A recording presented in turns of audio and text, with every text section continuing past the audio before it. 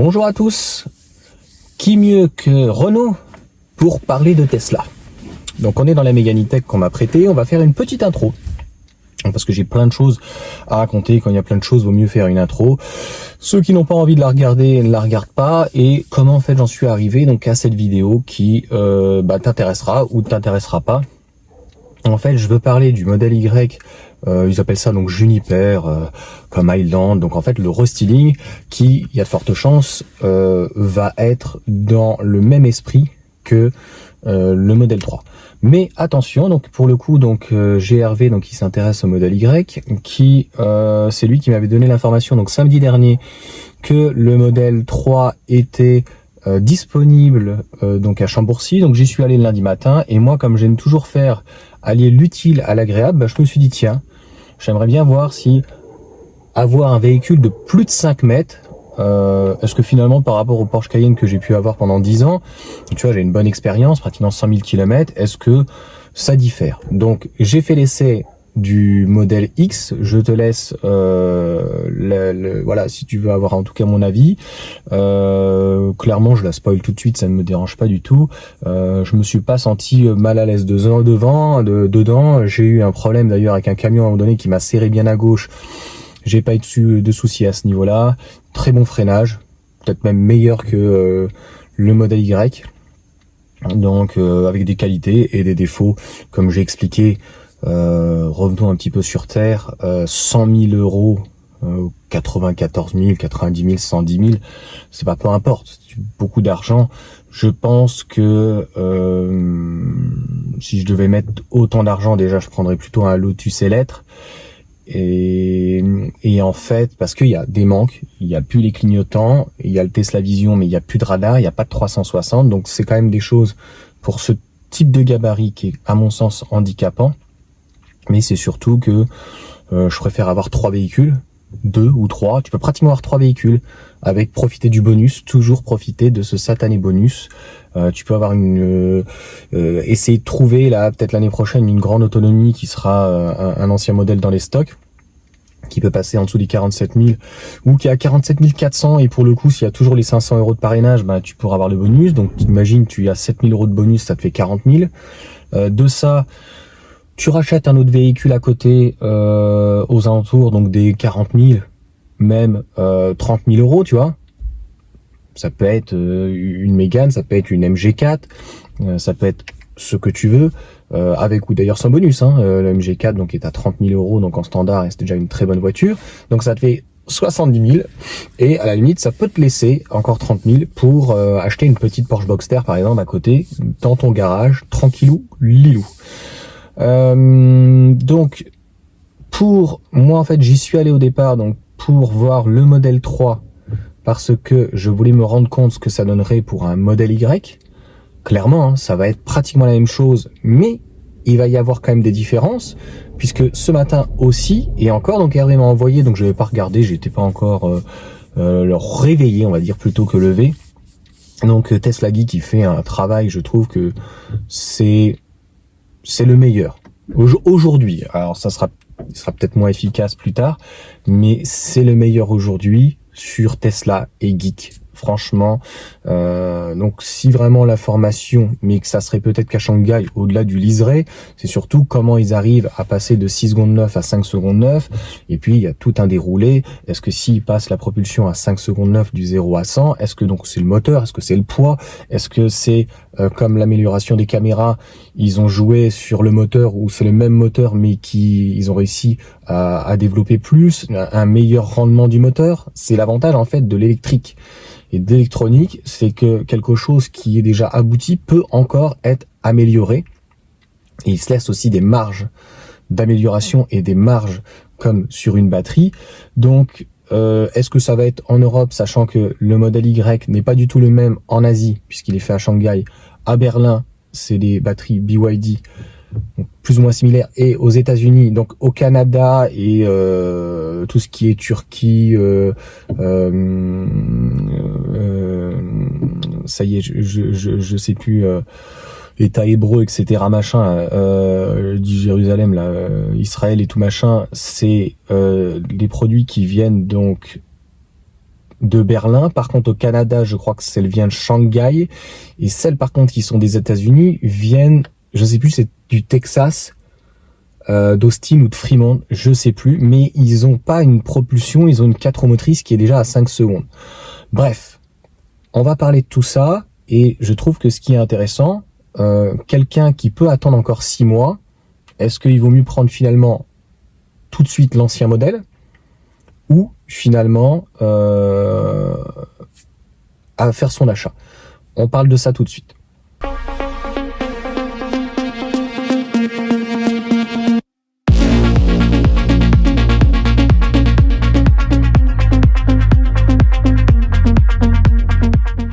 On va rentrer tout de suite dans le vif du sujet.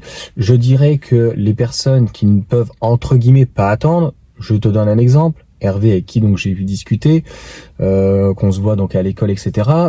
Lui, il arrive en fin de leasing.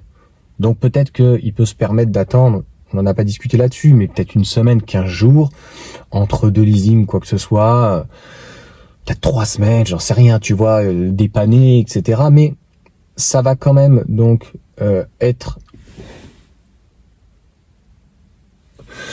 Je lisais le message, pardon. Ça va être quand même assez compliqué d'attendre pour les personnes qui sont en leasing, pour les personnes qui ont absolument besoin d'avoir une voiture, pour les personnes qui ont un petit véhicule qui vont faire reprendre de 1000, 2000, 3000 euros, ou des gens qui ont déjà 2 ou 3 voitures, ou qui n'en ont pas besoin pendant 6 mois quand même. Oui, ça peut dans ces cas-là être intéressant d'attendre, surtout ceux qui veulent éventuellement avoir un bandeau LED, plus de clignotants, avoir un volant un peu plus typé. La modification, donc voilà, que je voulais voir donc sur le modèle 3, donc l'assemblage va être par rapport au modèle Y Restyling beaucoup mieux. La peinture, on voit, il n'y a plus de problème quand même de finition. Je suis désolé, ça faisait quand même pas très propre quand tu ouvrais la porte et que tu vois donc que la peinture n'est pas finie. Au-delà de ça, les charnières ont été revues. Le claquement de la porte, je pense, va être encore mieux, donc meilleur assemblage.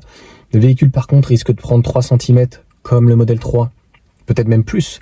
Donc pour l'aérodynamisme, donc on est déjà à 4,77 m, il va certainement faire minimum 4,79 m, voire 4,80 m, voire 4,82 m. C'est déjà quand même beaucoup plus long que la modèle 3. Hein. C'était 10 cm de moins par rapport à la modèle 3, donc le modèle Y. De mémoire, je crois que c'est 4,67 m, et là on est passé pratiquement à 4,70 m. Donc sur une berline, c'est un peu moins handicapant en sachant que le rayon de braquage est meilleur sur le modèle 3 que sur le modèle Y. C'est quand même très bizarre. Bizarre pourquoi ? En fait, ils ont privilégié le frunk. Donc le coffre avant a été privilégié avec la pompe à chaleur très souvent qui est devant, au détriment du rayon de braquage.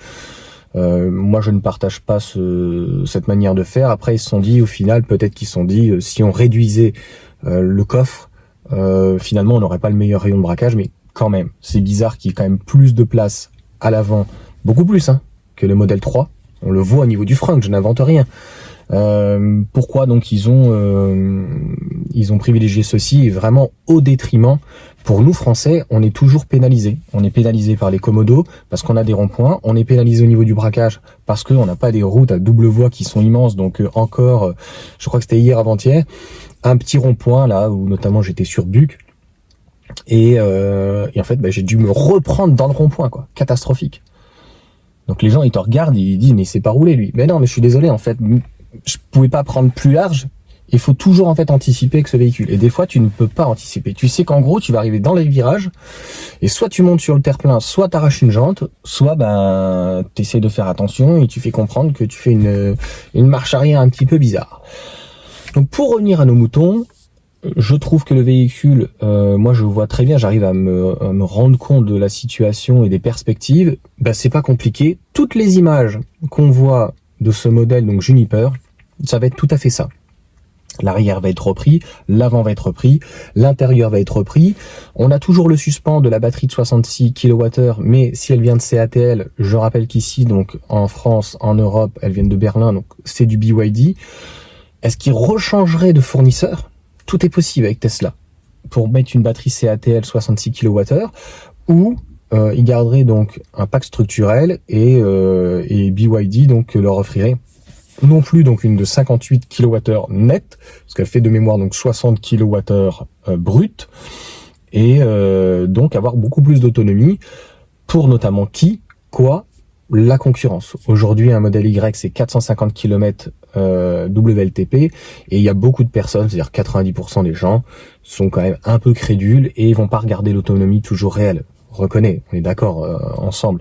Nous, voilà, les gens qui regardent mes vidéos et qui sont abonnés, des fois en savent plus que moi et ont l'habitude de Tesla et des voitures électriques certainement aussi plus que moi, et on le sait depuis longtemps, que ça soit du thermique ou de l'électrique, les informations de kilométrage sont relativement pipées, et là il y a le Scénic et il y a l'Aria, Scénic, il y a le 3008 qui va arriver avec des batteries, on va dire, relativement similaires, qui offrent des kilométrages, des autonomies relativement similaires. Donc Tesla va vouloir certainement creuser par rapport aux Européens, et puis par rapport aussi des Chinois, qui arrivent avec de grosses batteries et de grosses aussi autonomies. Donc le modèle Y Juniper, quand on voit les photos et quand on voit le modèle 3, il suffit juste de le surélever grossièrement, surtout avec un beau noir, parce qu'il lui manque clairement, il n'y a pas le rouge, il y a le Cherry Red, mais moi je suis désolé, je le trouve pas joli. C'est marrant, ces gens, j'ai l'impression qu'il n'y a jamais eu rien eu avant Tesla. Moi, cette couleur, elle me fait penser à la Mito que j'avais, c'était un couleur chocolat, et en fonction de la lumière, un petit peu comme la Mégane que j'ai, en fonction de la lumière, le brillant est magnifique. Donc, mais mon chocolat, en fait, mon couleur chocolat était limite noire en fonction de lumière, et vraiment au soleil, elle était un peu ambrée comme ça, un peu cuivrée, une couleur vraiment magnifique, qu'on aime ou qu'on n'aime pas après le style de la Mito, mais la couleur était vraiment magnifique. Là, ce rouge, il est très profond, il n'y a aucun problème. Quand il est au soleil, il est un peu plus rouge. Quand il est pas, c'est moins lumineux, il est quand même très sombre. Et je sais pas, j'aurais préféré un orange, un bleu ciel. Les couleurs par exemple du Mach-E, clairement quelque chose qui pète un peu, quoi.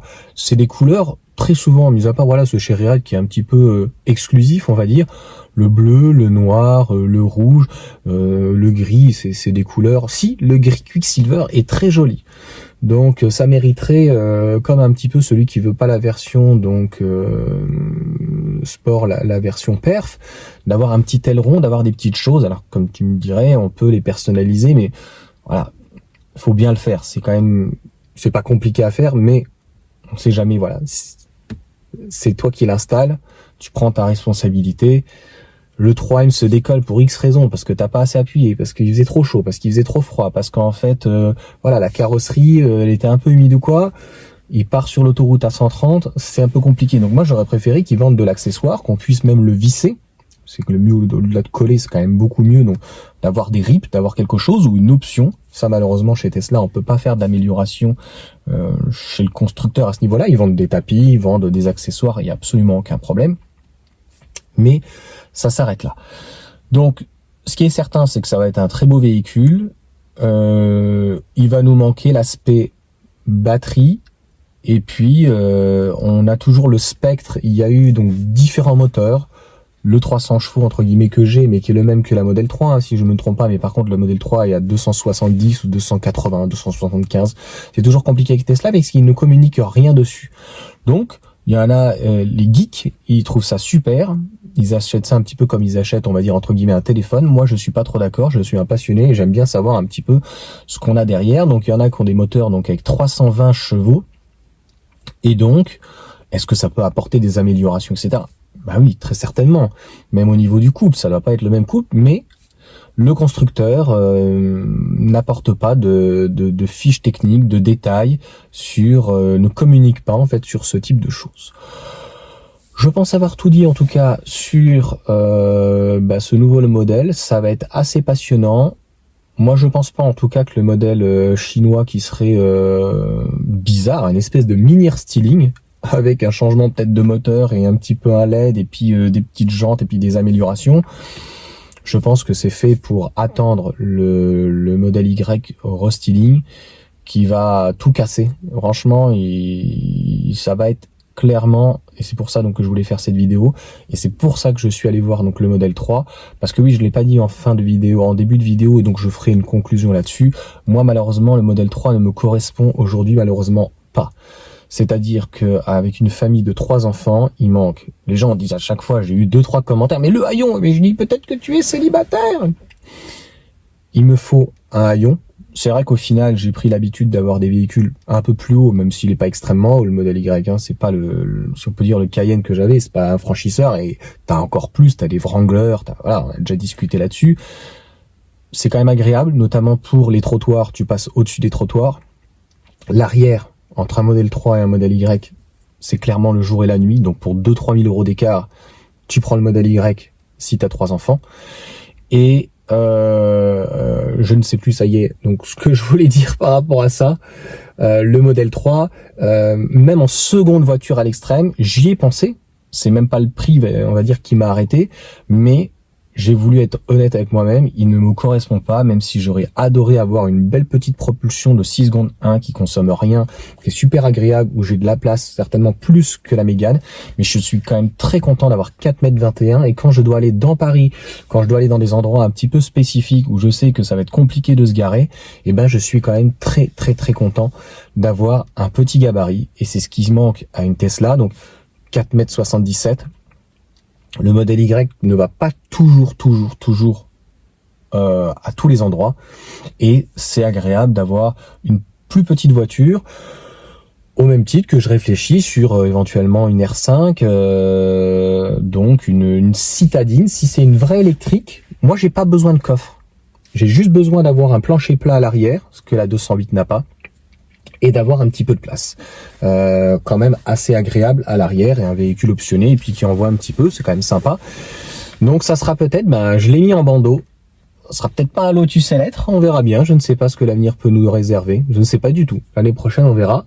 Coucou.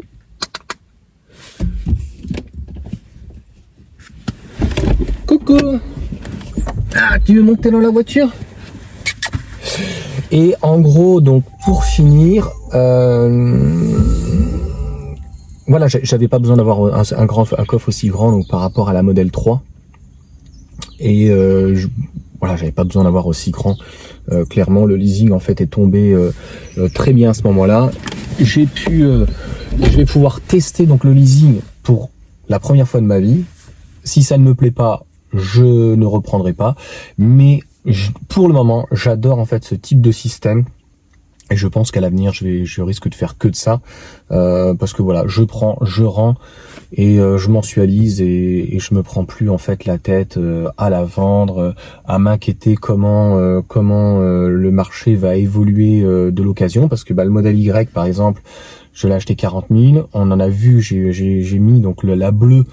Ma femme, elle n'aurait jamais voulu une bleue, mais honnêtement, 35 200 que je l'aurais payé, ça fait 4 800 euros de moins. Il est certain qu'à 35 200, je la gardais 1 ou 2 ans, je la revendais le prix que je la payais. Là, je sais pas combien ça vaut un modèle Y. Dis-moi dans les commentaires. Je vais pas regarder le bon coin, j'ai pas envie de me... Voilà, je sais qu'avec les voitures électriques, on a des décotes. On en a parlé avec Charlie d'ailleurs vendredi soir, et il risque de la vendre aux alentours des 30 000 euros. Alors, il a certainement dû la payer dans les 40. Ça fait 10 000 euros quand même très certainement de perdu, sur même un peu plus, sur un an et demi. Et j'ai toujours été très sensible à la décote. C'est pour ça que j'ai toujours pris des véhicules assez décotés, même des fois qui ont pas mal de kilomètres, et des gros V6, et qui sont relativement costauds. Mais j'en ai eu un marre, comme je te l'ai dit, un petit peu des mécanos. Donc sur ce, je vous souhaite une bonne journée. On est dimanche, les vidéos sont déjà prêtes jusqu'à même mardi. Donc j'ai plein de vidéos, même jusqu'à mercredi. Donc je pense que je vais quand même essayer de la mettre lundi ou dans la semaine. Ça m'a vraiment fait réfléchir, donc ce modèle Y, donc pour le coup Juniper, ils appellent le projet. Il y a pratiquement plus de projet. En termes de style, ça sera le même. Ce qui va juste changer, c'est le positionnement par rapport au fait qu'il va être construit à Berlin. Est-ce qu'ils vont garder la même batterie? Est-ce que ça va être BYD? Est-ce qu'ils vont revenir à CATL? Ça sera une batterie LFP pour rester dans des coûts, et savent les gérer raisonnables, mais le reste on ne sait pas. Et on fera une vidéo quand sur les parties techniques ça sera concret. Comme je te disais, là on parle de la partie esthétique, et sur la partie esthétique, mis à part malheureusement les clignotants, mis à part qu'il n'y ait pas la caméra à l'avant, mais qui va arriver en début d'année pour le modèle 3, donc qui devrait arriver pour le modèle Y.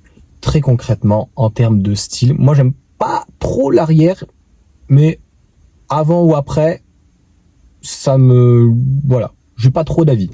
À l'avant, par contre, je pense que en noir, elle va péter. Franchement, elle va être assez agressive, je trouve, avec un nez certainement un peu plus allongé en plus de quelques centimètres. Franchement, ça va lui donner je pense, une belle petite bouille. Et tout de suite, je me suis mis à discuter dans le showroom avec une personne et je lui ai dit, les carrossiers vont être heureux, hein, parce que clairement à l'avant, il n'y a plus rien. Il n'y a plus de radar. Il y a juste pour enlever pour le crochet, et il n'y a plus de radar, il n'y a plus les feux. Et en gros, le pare-choc est très peu, entre guillemets, aérodynamique. Il n'y a pas d'entrée d'air ou quoi que ce soit. Enfin, il est pas non plus massif, hein. C'est pas ce que je dis, mais en gros, pour un carrossier, voilà, pour la peinture, pour masquer ou quoi, tu peux pas faire plus simple. Il n'y a pas de radar enlevé, il y a pas à masquer ou à retirer les anti-brouillards, il n'y a pas des découpes, il n'y a pas un bout de plastique. Enfin, c'est vraiment simple. Et moi, j'aime bien. Ce côté Tesla, j'aime beaucoup. Simple et efficace, ça me va très bien. Mais parfois, ils en oublient, je crois, le côté pratique. Dis-moi si tu es d'accord avec moi. Allez, ciao.